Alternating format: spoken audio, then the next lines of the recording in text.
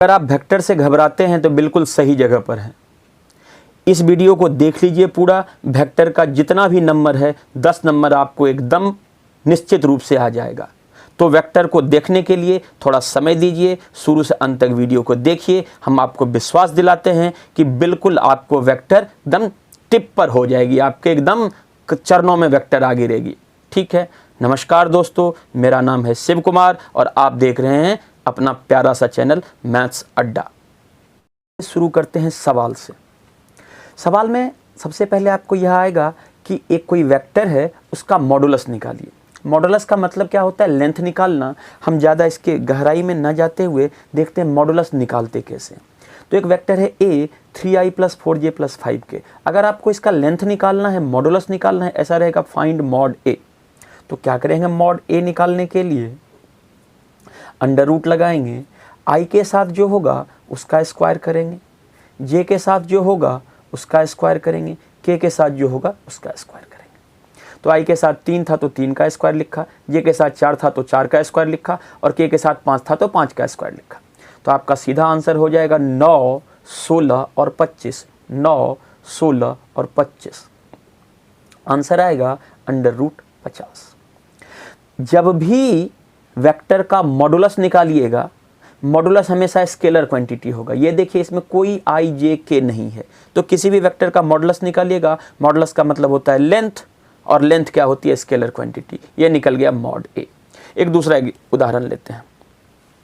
कहा कि -3i 4j - 5k। अब यहाँ 3 था, अब यहाँ माइनस ले लिया। ये 4 था, 4 रहने दिया। ये प्लस था, ये माइनस ले लिया। कुछ भी नहीं करना है, बिल्कुल वही आंसर होगा। कहे कि लिखना है -3 का स्क्वायर, 4 का स्क्वायर और -5 का स्क्वायर। अब भी आंसर क्या हो जाएगा? √50। यानी अगर कोई वेक्टर है, उसमें जो i का कोफिशिएंट होगा, जो j का कोफिशिएंट होगा, जो k का कोफिशिएंट होगा, सिंपल उसका स्क्वायर करना है। तो अगर आप इसको लिखना चाहें तो आप इसको ऐसे लिख सकते हैं कि अगर हमारे पास कोई वेक्टर है a और हमने कहा जी xi, ये yj और ये zk है, तो अगर हमें इसका मॉडुलस निकालना है तो क्या करेंगे? पहले ऐसे मॉडुलस निकालते हैं। यह हो जाता है x का स्क्वायर, y का स्क्वायर, z का स्क्वायर। सीधा मॉडुलस का मतलब होता है लेंथ, लेंथ स्केलर क्वांटिटी होती है। एक दूसरा एग्जांपल लेते हैं। जैसे आया कि 3i + 5k। अब इसमें j वाली क्वांटिटी नहीं है, तो जो नहीं है उसको 0 मानेंगे। यह हो जाएगा 3 का स्क्वायर, j वाला है नहीं तो 0 का स्क्वायर, k वाला 5, 5 का स्क्वायर। तो यह हो जाएगा 25 और 9 कितना हो जाएगा? 34, √34। आप इसको देख सकते हैं।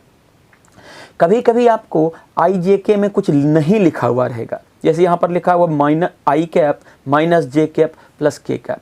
तो इसका मतलब क्या है कि आपको मॉडुलस अगर निकालना है तो कैसे निकालेंगे? यहाँ कुछ भी नहीं है तो 1 समझेंगे, 1 का स्क्वायर। यहाँ कुछ भी नहीं है तो -1 का स्क्वायर और यहाँ समझेंगे 1 का स्क्वायर। तो देखिए यह आ जाएगा √3। सबसे पहला सवाल इसमें आता है कि वेक्टर का मॉडुलस निकालिए। मॉडुलस का फार्मूला क्या होता है कि जो भी x y z के साथ, i y j के साथ जो भी कोफिशिएंट है उसका स्क्वायर करके उसका अंडर रूट कर देते हैं। तो आपको कोई भी मॉडुलस देगा, आप निकाल सकते हैं। आप कमेंट बॉक्स में इसका मॉडुलस मुझे निकाल कर दिखाइएगा। अगर हमने दिया कि वेक्टर a है, a की वैल्यू है -2i -4j और +6k, तो आपको क्या दिखाना है? मॉड a निकालना है। ये आप मुझे बताइएगा। दूसरा इंपॉर्टेंट कॉन्सेप्ट आता है यूनिट वेक्टर। देखिए यूनिट वेक्टर, यूनिट नाम से लगता है, यूनिट का मतलब होता है 1। कहता है वह वेक्टर जिसकी लेंथ 1 हो, वह वेक्टर जिसकी लेंथ 1 हो, यूनिट हो, उसको हम यूनिट वेक्टर कहते हैं। क्योंकि वेक्टर है तो लेंथ भी होगा और इसका डायरेक्शन भी होगा। तो जैसे सपोज कीजिए कोई वेक्टर a है, हमें क्या निकालना है? इसका यूनिट वेक्टर। यूनिट वेक्टर निकालने के लिए क्या करना है? a के माथे पर टोपी पहना देना। ऐसे लिखते हैं a कैप, टोपी पहना देते हैं। आपने देखा होगा i j k जहाँ भी लिखा हुआ रहता है उस पर टोपी पहना हुआ रहता है। तो i j k का मतलब ही होता है कि i हो गया x एक्सिस के डायरेक्शन में, j हो गया y एक्सिस के डायरेक्शन में और z हो गया, k हो गया z एक्सिस के डायरेक्शन में। क्या? Unit vector. i हो गया x एक्सिस के डायरेक्शन में, j हो गया y एक्सिस के डायरेक्शन में और k हो गया z एक्सिस के डायरेक्शन में। निकालते कैसे यूनिट वेक्टर जी? यूनिट वेक्टर निकालने के लिए हमको क्या करना पड़ता है? फार्मूला होता है वेक्टर को उसके मॉडुलस से डिवाइड कर देते हैं। ये वेक्टर ए है, जब उसको इसके मॉडुलस से डिवाइड कीजिएगा तो वह यूनिट वेक्टर निकल जाएगा। ठीक है, और प्रॉपर्टी क्या होती है, अभी बताया कि इसकी लेंथ कितनी होती है 1। जब आप यूनिट वेक्टर का मॉडुलस निकालिएगा, तो यह 1 हो जाएगा। आपको निकालने की जरूरत नहीं, बिल्कुल यही होना ही है। आपको यूनिट वेक्टर का मॉडुलस निकालना है, यह हो जाएगा 1। अच्छा, यूनिट वेक्टर का डायरेक्शन क्या होता है भाई फिर? तो जो वेक्टर है, मान लीजिए वेक्टर इस डायरेक्शन में है, तो यूनिट वेक्टर भी इसी डायरेक्शन में होगा। कहने का मतलब अगर यह वेक्टर 5 यूनिट लेंथ का है, मान लीजिए इसका लेंथ 5 मीटर है, तो यूनिट वेक्टर निकालेंगे इसका लेंथ 1 मीटर होगा, इसी डायरेक्शन में। अगर वेक्टर ऐसा है तो यूनिट वेक्टर ऐसा होगा। जिस वेक्टर का यूनिट वेक्टर निकालते हैं, यूनिट वेक्टर उसी के डायरेक्शन में होता है, या यूनिट वेक्टर उसके पैरेलल होता है। यह बात भी हम कहते हैं वेक्टर में कि यूनिट वेक्टर ए वेक्टर के डायरेक्शन में है या यूनिट वेक्टर ए वेक्टर का पैरेलल है। जैसे आप एक उदाहरण से समझते हैं। हमने क्या कहा कि एक वेक्टर है ए, यह है 2i + 3j + 4k। अब हमें क्या निकालना है? हमें निकालना है ए कैप, मतलब यूनिट वेक्टर निकालना। जब से पूछेगा आपको यूनिट वेक्टर निकालिए, ए कैप निकालिए, तो आपने क्या फार्मूला कहा जी? ये होता है वेक्टर अपॉन इसका मॉडुलस। तो वेक्टर क्या हो जाएगा? 2i 3j 4k। अच्छा, इसका मॉडुलस निकालते हैं। अभी पीछे सीखे थे 2 का स्क्वायर, 3 का स्क्वायर, 4 का स्क्वायर। तो यूनिट वेक्टर हो क्या जाएगा? 3 2 4। ये अलग अलग जुटेगा नहीं, तो इसको ऐसे लिखिएगा 2i 3j और 4k। और इसको 2 2 जा 4, 3 3 जा 9 और 4 4 जा 16 जोड़ लीजिए। 4 + 9 + 16, तो 16 और 9 25 और 4 29। तो ये हो जाएगा 2i + 3j + 4k और नीचे हो जाएगा √29। यह हो जाएगा यूनिट वेक्टर। आप इसको ऐसे भी लिख सकते हैं, ए कैप बराबर 2i upon √29, 3j upon √29, 4k upon √29। Unit vector आप ऐसे लिख सकते हैं। और आपसे क्या क्या सवाल आएगा? कहेगा कि कोई वेक्टर ए है, इसके पैरेलल में एक यूनिट वेक्टर लिखिए, या कोई वेक्टर ए है, इसका यूनिट वेक्टर लिखिए। एक ही बात है, सब बात बिल्कुल ऐसे जाएगी, चाहे इसके पैरेलल में यूनिट वेक्टर लिखिए या यूनिट वेक्टर लिखिए इसका निकालिए, दोनों एक ही बात है। यूनिट वेक्टर उस वेक्टर का पैरेलल होता है। The direction of unit vector is in the direction of the vector itself, उसी वेक्टर के डायरेक्शन में होता है। यहाँ पे ऐसे कह सकते हैं, the direction of the unit vector is parallel to the vector. इससे भी अभी आपको सवाल आएगा। अगला हेडिंग लगाएंगे addition of vector. Addition of vector या सब्सट्रैक्शन ऑफ वेक्टर करीब करीब एक ही बात है। जब भी एडिशन की बात करेंगे उसमें जोड़ेंगे, सब्सट्रैक्शन की बात करेंगे तो उसको माइनस करेंगे, एक ही जैसा चलेगा। होगा कैसा? तो जैसे देखिए, एक वेक्टर है a बराबर 2i 3j 4k, दूसरा वेक्टर है b 6i 4j 7k। तो जब हमको कहेगा कि a + b निकालना है, यानी इन दोनों वेक्टर को जोड़ना है, तो देखिए सीधा हिसाब है। इसमें क्या करते हैं, जो एक जैसी क्वांटिटी होती है, देखिए i वाले को i के साथ, j वाले j के साथ, k वाले k के साथ जोड़ेंगे भी और घटाएंगे भी, दूसरे में नहीं जोड़ना है। तो देखिए i के साथ क्या है, ऊपर में 2 नीचे में 6, तो यह क्या हो जाएगा, ऐड करना है तो 8i हो जाएगा। j का 4 और 3 है तो यह 7j हो जाएगा, और इसका 7 4 11k। यानी i को i के साथ जोड़ा, j को j के साथ जोड़ा, k को k के साथ जोड़ा, दूसरा किसी को किसी के साथ नहीं जोड़ेंगे, सेम क्वांटिटी को, एक ही जैसे क्वांटिटी को एक ही जैसे के साथ जोड़ेंगे। यह बात आपको क्लियर हो जानी चाहिए। अच्छा, अगर आपसे पूछेगा कि भैया a - b करके दिखाओ, जोड़ तो लिए घटा के दिखाओ, तो a - b कैसे करना है? तो देखिए i वाले को फिर i वाले के साथ, 2 - 6, 2 में से 6 जाएगा, कितना होगा, -4i। ठीक है, 3 में से 4 गया तो क्या हो जाएगा, -j। एक j होना चाहिए, एक लिखते हैं एक नहीं लिखते हैं। 4 में से 7 गया, 4 में से 7 गया, -3k। तो सिंपल, 2 में से 6 गया i के साथ, 3 में से 4 गया j के साथ, 4 में से 7 गया k के साथ। अच्छा, आपसे यह पूछा जाता कि b - a निकालो, तो देखो 6 में से 2 जाएगा तो ये हो जाएगा 4i। 4 में से 3 गया तो 1j, 1 लिखते नहीं है। 7 में से 4 गया तो 3k। तो आप ऐसा निकाल सकते हैं। अच्छा, कभी आपको यह दे रखे कि ए और बी दे रखा है, ये निकाल कर दिखाओ, ये भी सवाल आता है, ए प्लस बी का मॉडुलस। तो आपको क्या करना पड़ेगा, हल की बात है, पहले ए निकालिए, बी निकालिए, ये दे रखा है, पहले ए प्लस बी निकालिए। तो देखिए ए प्लस बी की वैल्यू आपने निकाल रखी कितनी, 8 आई 7 जे 4 11 के। अब अगर इसका मॉडुलस निकालना है तो कैसे सीखा था, ये देखिए 8 का स्क्वायर, 7 का स्क्वायर और 11 का स्क्वायर, तो ये हो जाएगा 64, 49 और ये हो जाएगा 121। इन सब को ऐड कीजिए और जो भी होगा उसका आंसर लिख दीजिए। लिख कर देखते हैं, 9 1 10 4 14, 4 कैरी 1, 2 4 6, 6 12, 1 13 और 1 1 2। एक बार चेकआउट कर लीजिएगा तो आंसर कितना हो जाएगा, √234। क्या निकाला, यह थोड़ा बड़ा सवाल हो सकता है, पहले क्या कि ए दे रखा है, बी दे रखा है, तो ए प्लस बी का मॉडुलस निकालिए या ए माइनस बी का मॉडुलस निकालिए, यह बात आपसे दी जा सकती है। ठीक है, आपसे यह भी पूछा जा सकता है कि नहीं जी बी माइनस ए का मॉडुलस निकालो, तो क्या करेंगे, सबसे पहले बी में से ए को माइनस कर देंगे, माइनस कर दिया, और उसके बाद बी में से ए को माइनस किया तो रिजल्ट इतना आया, आपने करके देखा था। इसका मॉडुलस निकालिए तो हो जाएगा 4 का स्क्वायर प्लस 1 का स्क्वायर प्लस 3 का स्क्वायर, तो हो जाएगा 16 और ये 17 और ये हो जाएगा 9, ये हो जाएगा √26। मॉडुलस हमेशा क्या हो जाएगा, स्केलर क्वांटिटी हो जाएगा, इसलिए इसमें आई जे के कुछ भी नहीं आएगा। अब देखिए दोनों का उपयोग सिखाते हैं आपको, मॉडुलस के साथ यूनिट वेक्टर का। इससे आपका 1 मार्कर भी आ सकता है, इससे आपका 2 मार्कर भी आ सकता है और इससे आपका 5 मार्कर भी आ सकता है या 4 मार्कर भी आ सकता है। देखिए थोड़ा सा सवाल को लंबा करते हैं और देखते हैं बनता है कि नहीं। कहता है एक वेक्टर है 4i माइनस जे प्लस के, दूसरा वेक्टर है 2i माइनस 2j प्लस के। कहता है find a unit vector parallel to the vector a plus B, यानी एक यूनिट वेक्टर निकालना है किसके में, a प्लस बी के पैरेलल में। तो सबसे पहले आपको क्या निकालना पड़ेगा, a प्लस बी निकालना पड़ेगा और फिर उसके पैरेलल में एक वेक्टर निकालना पड़ेगा। तो सबसे पहले सवाल में क्या निकालिए, a प्लस बी, अभी हमने जोड़ना सीखा है, अब फटाफट जोड़ सकते हैं।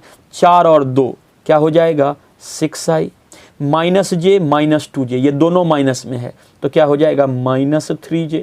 हाँ, -1 और -2 को ऐड करेंगे तो -3, k और k यह हो जाएगा 2k। यहाँ कुछ भी नहीं लिखा हुआ है, वहाँ पर एक लिखना है, ये बात अपन सीख लिए। तो a प्लस बी एक वेक्टर हो गया। अब हमको find a unit vector, a plus B के बराबर एक a प्लस बी के तुलना में एक यूनिट वेक्टर निकालनी है। Find a unit vector parallel to the vector a plus B. तो आप इसको ऐसा मान सकते हैं कि भैया a प्लस बी को हमने c मान लिया, तो हमने कहा कि c एक वेक्टर है जो 6i minus 3j plus 2k है। ठीक है, क्योंकि a प्लस बी सी के बराबर है, यहाँ लिख दीजिए a प्लस बी किसके बराबर है, यह c के बराबर है। क्या लिख दीजिए, a प्लस बी किसके बराबर है, c के बराबर है। ठीक है, अब हमको बेसिकली करना क्या है कि सी कैप निकालना है, यूनिट वेक्टर निकालना है parallel to the vector a plus B, मतलब सी कैप निकालना है, सी कैप निकालना है। सी कैप क्या होता है, c अपॉन मॉड c, ये पढ़ा हमने। तो क्या हो जाएगा 6i minus 3j plus 2k, और इसका मॉडुलस निकालेंगे तो हो जाएगा 6 का स्क्वायर माइनस 3 का स्क्वायर और 2 का स्क्वायर। तो सी कैप की वैल्यू कितनी हो जाएगी, 6i minus 3j plus 2k, ये हो जाएगा 36, ये हो जाएगा 9 और ये हो जाएगा 4। तो क्या हो जाएगा 6i minus 3j plus 2k और ये हो जाएगा 36 4 40 और 49 49 का √7। तो आपसे सवाल क्या कहा था कि एक वेक्टर a है एक वेक्टर b है, क्या कहता है फाइंड ए यूनिट वेक्टर जो parallel to the vector a plus B.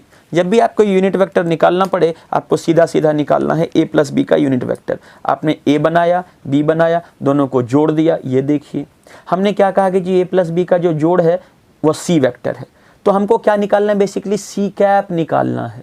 Parallel vector निकालना है, यूनिट वेक्टर निकालना है, सी कैप। सी कैप कैसे निकालते हैं, c अपॉन मॉड c। तो c लिख दिया, मॉड c लिख दिया, तो जो भी आएगा आंसर हो जाएगा। यह जो होगा आपका एक यूनिट वेक्टर हो जाएगा। एक और बड़ा बढ़िया सा सवाल देखिए, कहता है find the unit vector having magnitude 5 units and, unit vector नहीं होगा, यहां पर होगा फाइंड द वेक्टर।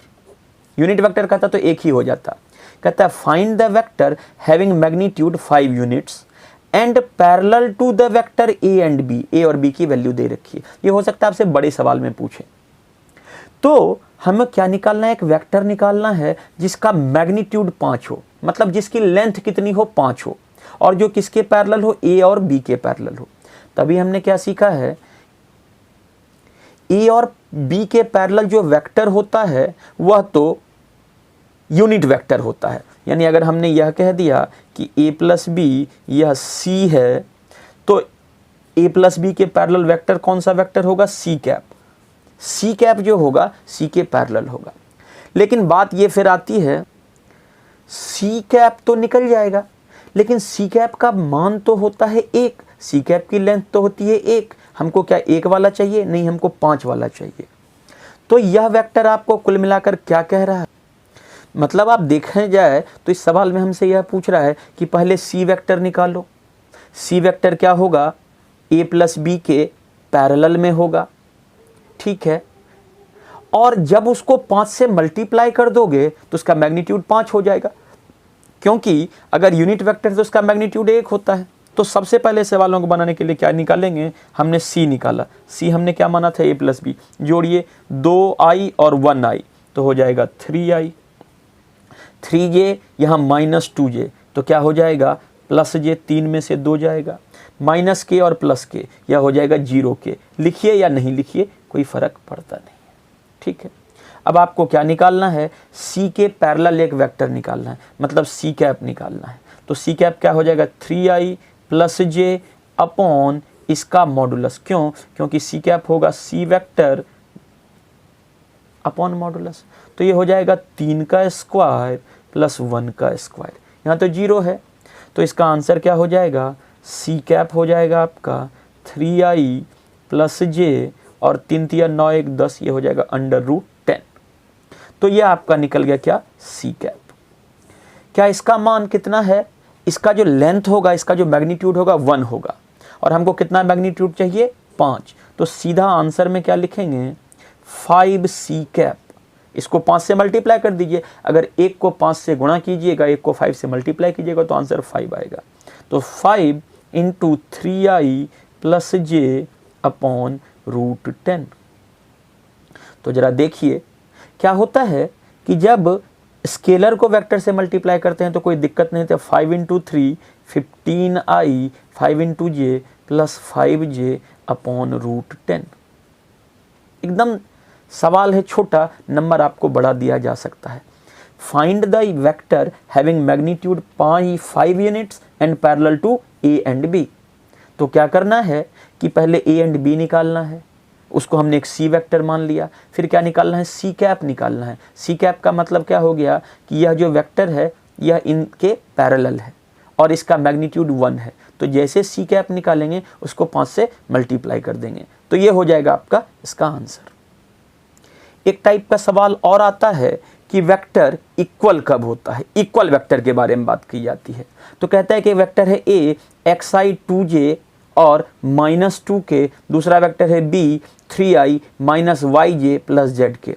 अगर कहेगा कि ये दोनों वेक्टर इक्वल है तो x y और z का वैल्यू निकालिए। Find the value of x y z if vector a is equal to vector b।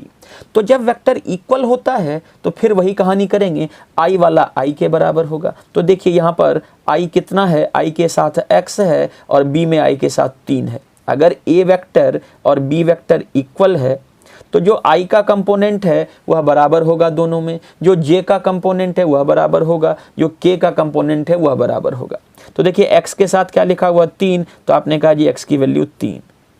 देखिए -y के साथ क्या लिखा हुआ 2, तो आपने कहा कि 2 बराबर -y, या आपको दे देगा y बराबर -2। z के साथ क्या लिखा हुआ है -2, तो z बराबर -2। तो आपसे अगर पूछा जाए कि x y z की वैल्यू क्या होती है तो आपने क्या कहना है कि i वाला के साथ i, तो i के साथ यहाँ नीचे 3 ऊपर x है, तो हमने कहा 3x के बराबर है। क्यों, क्योंकि वेक्टर a b के बराबर है। ये ऊपर में 2 है, नीचे में -y है, तो आपने कहा कि -y की वैल्यू 2 होगा, तो y बराबर -2। और आपने क्या कहा, z की वैल्यू -2 है तो z बराबर -2। तो जब भी वेक्टर इक्वल दे रखा रहे तो आप ऐसे बना सकते हैं। अब इसी में आपको दूसरा सवाल आएगा कि कहेगा for what value of A the vector this and this are collinear. Collinear का मतलब होता है एक ही लाइन में, दोनों वेक्टर एक ही लाइन में होते हैं। कोलिनियर का मोटा मोटा मतलब ये होता है। देखिए दो वेक्टर कोलिनियर कब होता है, कंडीशन क्या होता है, ए बराबर, यहाँ पर कोई कांस्टेंट मान लीजिए, क्या नाम लेते हैं, लैम्डा बी। अगर ए बराबर लैम्डा बी हो तो वेक्टर क्या होगा, कोलिनियर होगा। यहाँ पर लैम्डा क्या होगा, एक कांस्टेंट होगा। तो चलिए ए की वैल्यू क्या लिखते हैं, ये 2i minus 3j plus 4k, और लैम्डा बी की वैल्यू क्या लिखते हैं, यहाँ लिखा हुआ है ai plus 6j minus 8k। तो यहाँ से देखिए ये हो जाएगा 2i minus 3j plus 4k, ये बराबर हो जाएगा लैम्डा ai, ये हो जाएगा लैम्डा 6j और माइनस लैम्डा 8k, बराबर हो गया दोनों। तो इसका मतलब क्या हो गया, 2 का मतलब हो गया लैम्डा ए, लैम्डा ए का मतलब 2 हो गया, एक इक्वेशन यहाँ से बनेगी। माइनस 3 का मतलब हो गया लैम्डा 6, माइनस 3 का मतलब हो गया लैम्डा 6। देखिए आई में क्या है, लैम्डा ए, और इधर क्या है, आई में 2 है, तो लैम्डा ए को 2 के बराबर रखे, पहला इक्वेशन। दूसरा इक्वेशन माइनस 3 किसके बराबर रखे, लैम्डा 6 के, मतलब लैम्डा इंटू 6 के। तो यहाँ से देखिए आपको मिल जाएगा माइनस 3/6 बराबर लैम्डा, तो आप कह सकते हैं लैम्डा की वैल्यू -1/2। आपको लैम्डा की वैल्यू निकल गई, पुट कर दीजिए यहाँ पर, लैम्डा ए बराबर 2, तो लैम्डा -2, और यहाँ पर ए ये बराबर 2, तो ए बराबर क्या हो जाएगा, 2 2 जा 4, ये माइनस ए बराबर क्या हो जाएगा, -4। यानी जब भी पूछे आपको वेक्टर कोलिनियर है तो कोलिनियर में भी इक्वल वेक्टर का कॉन्सेप्ट लगाएंगे, लेकिन क्या लिखेंगे, ए बराबर लैम्डा बी। थोड़ा ध्यान से, कभी कभी लोग कहते हैं इसको डिवाइड कर दीजिए फटाफट, उसमें गलती हो जाती है, जो कि वेक्टर जाना हुआ है। आप ऐसे भी कर सकते थे, आप लिखते 2/a, आप इसको ऐसा भी बना सकते थे। अगर आप इसको बनाना चाहें तो आप इसको ऐसा भी बना सकते थे। देखिए 2i था, माइनस 3j था, 4k था, और ये दूसरा क्या था, ai था, 6j था, 8k था। अगर ये दोनों वेक्टर कोलिनियर है तो दिस बाय दिस, 2/a, ये -3/-6, और ये 4/-8, यह तीनों बराबर होगा। यहाँ से वैल्यू निकाल लीजिए कहीं से, ये हो जाएगा 2/a, ये बराबर -1/2, तो कितना हो जाएगा, a की वैल्यू -4। ऐसे भी आप बना सकते थे, आराम से बन जाता। तो यहाँ पर जो वेक्टर का बेसिक है, इससे आपके एग्जामिनेशन में 5 से 6 नंबर का रहेगा। तो यह आपको बहुत बढ़िया समझ में आ गया होगा, मैं इस बात की उम्मीद करता हूँ। ठीक है, एक और बात है कि हमारा बच गया है डॉट प्रोडक्ट और क्रॉस प्रोडक्ट। बाकी जो बात है, थोड़ा ये लंबा वीडियो हो गया तो हम इसको बंद कर देते हैं, और अगला वीडियो में बहुत जल्दी आपको सिखाएंगे कि डॉट और क्रॉस प्रोडक्ट कैसे निकालते हैं, एकदम बहुत आसान तरीके से। वेक्टर एक ऐसा चैप्टर है जिससे आप 10 नंबर तो एकदम हड़हड़ा के उठा सकते हैं। तो सबसे बढ़िया बात यह है कि आप इसको एक बार दोबारा देख लीजिए, सब आपको समझ में आ गया होगा। उम्मीद करते हैं कि आपको चीज़ समझ में आया होगा। समझ में आया होगा तो अपने मित्रों को ज़रूर बताइएगा। हमारे चैनल को सब्सक्राइब करके नोटिफिकेशन का बेल ऑन कर लीजिएगा, ताकि आपको समय समय पर हम जो भी वीडियो डालते हैं वह मिलता रहे। और बहुत जल्दी ही हम अगला वीडियो डालेंगे, तो आप इसको देख लीजिएगा। तब तक के लिए जय हिंद, नमस्कार।